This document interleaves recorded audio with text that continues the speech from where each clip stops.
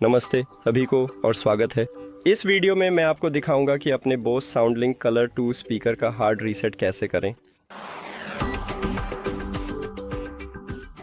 आपको सबसे पहले ब्लूटूथ बटन को कम से कम 10 सेकंड तक दबाए रखना होगा।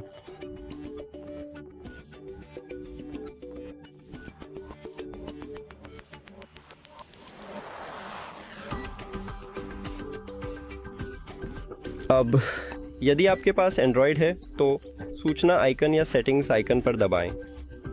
डिवाइस खुल जाए। यदि आपके पास एंड्रॉयड है तो नया डिवाइस जोड़ने पर क्लिक करें। ये डिवाइस सूची में होना चाहिए तो बस उस पर क्लिक करें। इस वीडियो को देखने के लिए धन्यवाद।